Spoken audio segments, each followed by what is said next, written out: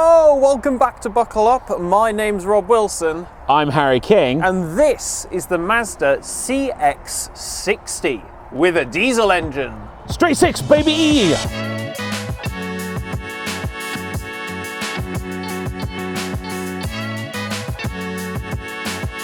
So as usual, Rob, we're going to start here at the front and I'm going to use one key word, imposing.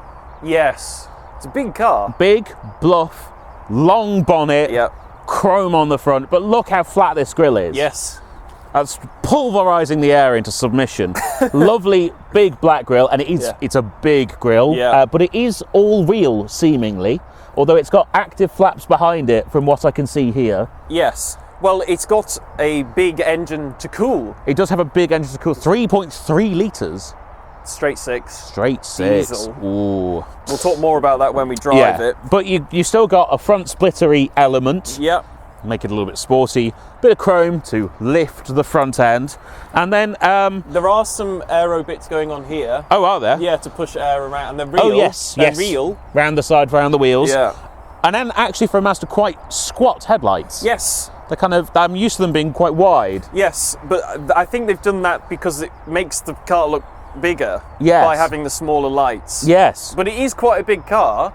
You'll see when we get to the side. It's handsome though, isn't it? Oh yeah, no, it's a handsome brute. It's just not maybe what we've seen from Mazda before. No, So I mean the form factor in general. Yeah. Well, let's move on to that now. Yes. Right, Rob. First things first, there's this badge, inline six. Yeah. Doesn't necessarily need it because look how long the bonnet is. It's a long bonnet. Yes, it's quite the statement. It's interesting, isn't it? Because like we were saying off camera, it's almost cab back. Yes, it's almost like a sort of bread van shooting brake. Yeah. Because the cabin kind of seems so far back in the vehicle. I think it looks really good. No, I like it. I like the kind of slab. It's just a gentle curve in the whole side of the car. And it's a really smooth, clean design. Yeah. But it doesn't look kind of too big or cumbersome somehow. No, they've done quite a good job. And even though these wheels on this car are 18s, I don't think they look small. I think this looks right. I think there's the right amount of tyre on this car. Yeah, you can get it with 20s. Which look very bling. But if you want comfort, which we do, because we're elderly gentlemen, then we would pick these. And it looks like these are some all-season tyres as well. Yeah. So, quite handy with it being all-wheel drive. Yeah. It's going to be a bit more off-roady / better in winter. Good touring vehicle. Yes. But again, just look how long the bonnet is. Yeah, I know. Well, should we look at the back? We should look at the back. See what's going on there. So, the back. Yes. Badging. Yep. E Skyactiv D. So this is the mild hybrid diesel Mazda engine. That's all Skyactiv means, is their engine name. Yeah, and obviously. then here, CX-60 and all-wheel drive. I'm surprised they refrained from putting another inline six badge on. Yeah, well, they've done it on the side. They've done it on the side. Yeah. But they have popped on, Rob, a cardinal sin. Yes, unfortunately. Fake exhaust. Yes, these are not, like, that's as far as your hand goes in. I mean, obviously there's a real exhaust somewhere, it's just not sticking out of the back bumper. Yeah. But there's a reason you buy a big car like this, it's for the big boot. Automatic opening tailgate. Yeah, and then inside we've got 570 litres of space, or 1,726 with the middle row folded down. And actually, that is very easy because look, you could just release the seats. Yeah. Ta-da! And it goes. And there's one for each of the seats, including the central seat, which folds down for through loading if you're a skiist. Yes, so that's quite handy. Yeah, there's also little clips up on the roof if you want to put a dog guard in, which again, this is a nice big boot. It would be okay to have a dog in it. I'd suggest not too tall because there is quite a rake. But if you had a medium-sized dog, I'm sure they'd be quite happy back here. There's a net in the sides to hold things in. There's a 12-volt socket. There are some tie-down tethering points. And there is a little bit of under-boot floor storage, which is handy. No spare wheel, as far as I can see. No. You've got the goo and stuff instead, and no space swan either. But also, the literage is great, but look at how big and wide and square that space is. That's really useful. Yes. because he means you can actually fit big things in here. Completely flat. There's no awkward getting it, like if it gets through the entrance, it'll sit in the boot. Yes, which is not as prevalent as you would expect in this class of car. There's always something annoying. There's always a bit of something sticking out. Yeah. And this has just been they've gone, bosh, big box for your things. Yeah. But, Rob, are the back seats a big seat for your bottom? Sure, let's try. Hello, you join us in the back seat, and I'm afraid it's a disaster. Oh no. The rear window doesn't go all the way down. So you can't lean on it. You can't, well, you still can stick your head out. Yeah. If you're a dog. It's just not as nice, is it, as the window going all the way down. But how is the space? Right, so this is set up in your driver's position. But we generally drive the same distance back. I'm 6'2" or 188 centimeters tall for reference, and I fit, so it's fine. I would hope in this class of car. I've got loads of headroom. I've got knee room just about. I've got a nice seat back pocket as well on both seats. I've got some air vents in the centre here, but I can't control the temperature from back here. That's all sorted through the front. Below that, I've got 2 USB-Cs, so some compact chargers, and now there is an armrest. Yeah, go on, open it, Rob. They've forgotten to put a pull tether on the armrest. Yes. And it's surprisingly tricky to open. It's weird, but in there you've got 2 more cup holders. So the ones... Bottle holders in the doors. Yeah, exactly. Yeah. And they're big enough for a big bottle of water. They're very useful. And then you've got your Isofix as well. It is on little plastic covers that could get lost, though. They are. But... generally, like, this is soft, this is a nice bit of metal, this is all soft, squidgy, you got some nice stitching. Perforated seats. Yeah, it's very nice. It's comfy. Yeah. You could spend a lot of time back here. Yes. Without whinging too much. And I'm sat quite high up, so I can actually see over the headrest in front. So if you get car sick, it's not too bad to look around either if you're a bit shorter than me. So I think it's pretty good. It does seem pretty good. Let's see how it is in the front. Yeah. Well, this is certainly full of things and toys and space. Yes. There's so much space, actually. I'm going to start with the centre console because it's massive. It's huge. It's a wide boy. It is a wide boy. You've got cup holders. They're covered, very premium. You have this material. This is plastic, but it's kind of looks like almost a mesh grille.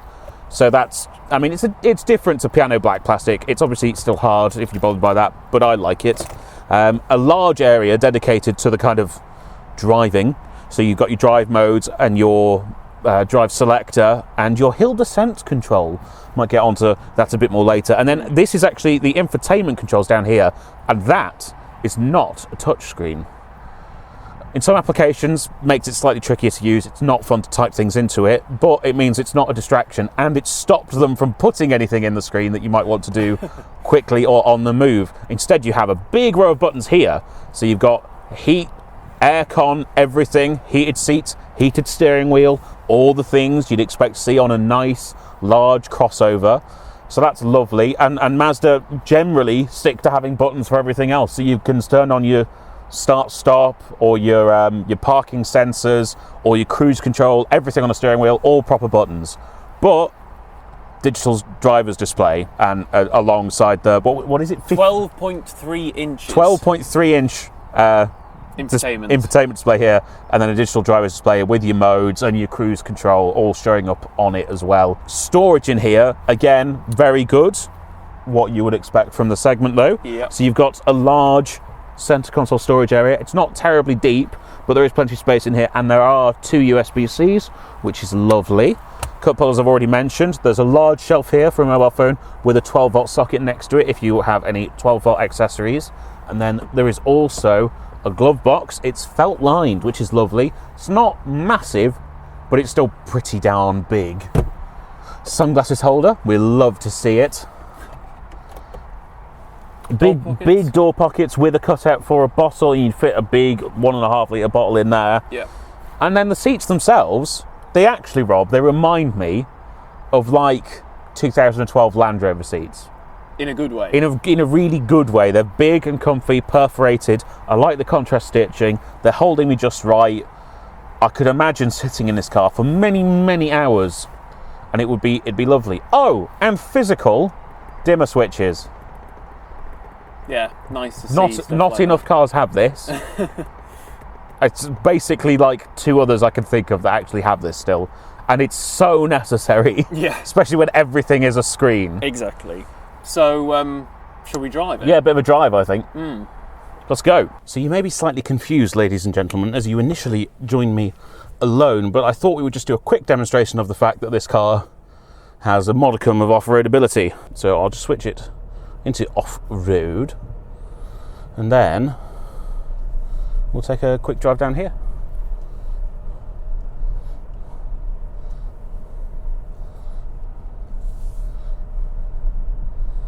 So it's just able to creep nicely. I mean, obviously this is not the most technical off-road course the world's ever seen. It's actually just a slightly muddy back lane, but this is why people buy cars like this, is you're able to do this. You'd get out to a festival car park or a caravan site, or even just some overflow parking. Very handy. Are you situated, Mr. Wilson? I am. Whoa. So that's the throaty sound of a straight six engine. It sounds good. It does sound good. It doesn't sound like a diesel. I think there's a bit of audio wizardry going on there. Yeah. But that's a nice power delivery. It's an 8-speed automatic box. And everything in here, Rob, is satisfyingly weighty. Yes. The doors are weighty, the steering is weighty. Yeah. And not that fast, and that's actually ideal. It's spot on. It's very comfortable. It's just smoothing out the bumps. This is not about poise and handling. This is about comfort and relaxation. Absolutely. That's what this vehicle is set up for. It's not sporty, really. No, not at all. It does have a sport mode. It does. I'm currently in it. I'll go back to normal. Yeah. I've got a heads-up display. Along with my digital gauge cluster. Yeah. I've got my speed readout and whatever my cruise is currently doing, including my lane keeping and all of that stuff. Yeah. But it's, what is it, 0 to 62? I have all of the stats here. So 7 point something seconds. 7.4 seconds to 60, top speed 136 miles an hour, and that's because this 3.3 mild hybrid diesel has 254 PS. Which is about right. Yeah, about right. It means it's not overstressed. No. It's going to be pretty reliable. Well, I think the other thing you should read out is the economy figure. Yes, so the economy is around 54 miles per gallon combined. Yeah, so on a motorway, you'd expect to exceed that. Extra urban is 60 miles to the gallon. Yeah, which is... If you're doing your long distance cruising, if you're doing a lot of motorway miles, if you're doing any transcontinental driving with your family, then yes, this is going to be very economical at that sort of stuff. It's also got 550 newton meters of torque, which is very pleasant. Yes. That gives that nice surge. Yes. Ooh. It is a big woof of torque. It is. It's lovely. It's weird because diesel's just not really a thing anymore. Also, Rob, you know what? It's not done yet. It's not beeped at me.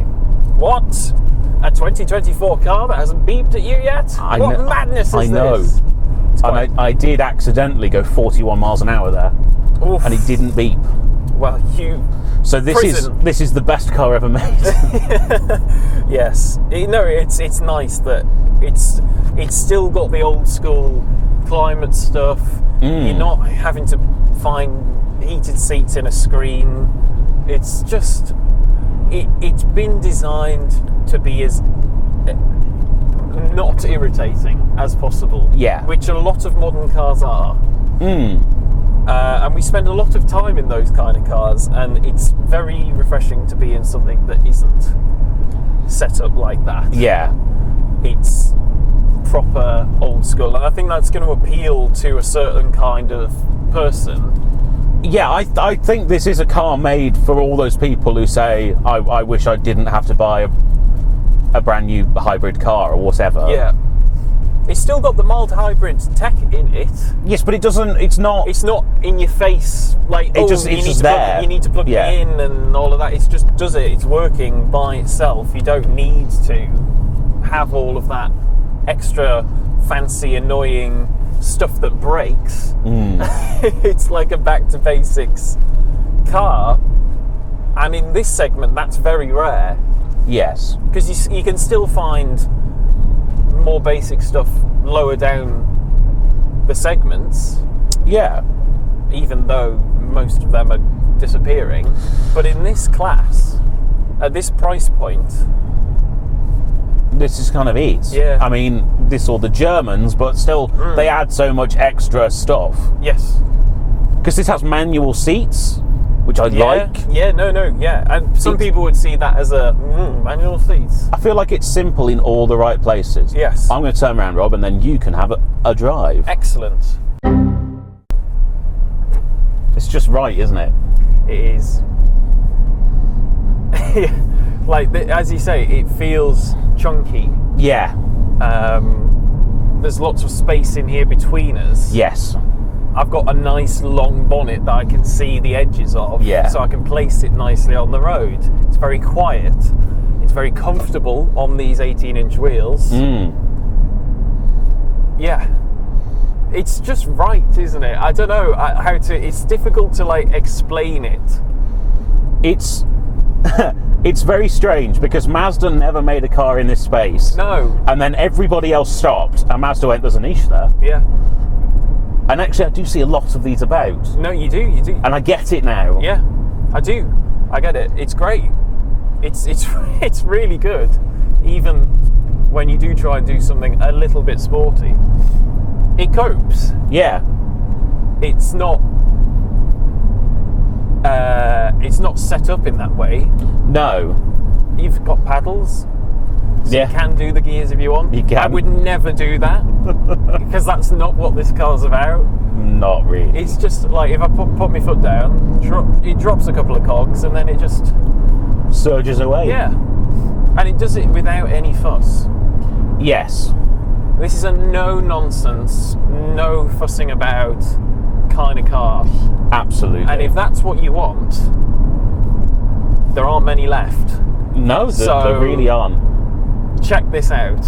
Yeah, really go and check this out. But anyway, shall we go and do a proper conclusion? Yes, let's do that. Okay, Rob, so CX-60. We're going to need to do a little bit of unpacking here, I think. Yes. Because when you look at this on paper, or kind of where you would imagine a Mazda to be, you think, well, that's an expensive Mazda. It's expensive. But more than 3 litre diesel engine, straight six, longitudinal. That there pushes this up into being a premium car rival. As does the interior. Yeah. Probably not as nice as the German rivals. No. But a step ahead of its Japanese counterparts. As is this. Yeah. And so many people say that what they want is what cars used to be 10 years ago, which is big, comfortable, motorway cruising, diesel-powered mile munchers. And this is that in spades. And actually, when you think about it, versus other 3-litre diesel cars, which are thin on the ground, it's actually really good value. It is. If you are planning on driving into Europe with your family, 2 children, you, whatever. Loads of luggage space, really comfortable. 50 mpg, easily. Really reliable. Yeah, it's very compelling when you unpack the... Yes. When I thought about this car before we drove it, I was like, well, who's going to buy that? And now I'm like, well, why doesn't everyone buy this? Yes. Yeah. And get small wheels. Yes, get small wheels. It's really comfortable. But yes, thank you very much for watching. If you've enjoyed the video, make sure to give it a like, comment down below and let us know what you think about the CX-60. But most importantly, please do subscribe and hit the notification bell so you're notified every time we make an upload. If you want to support what we do, we've got some lovely merch sported there by Harry King, and you can also become a channel member. So check that out. Lots of exclusive behind the scenes stuff, podcasts, blah, blah, blah, blah, blah, blah. Thank you again for watching, and we will see you next time. Bye-bye. Bye.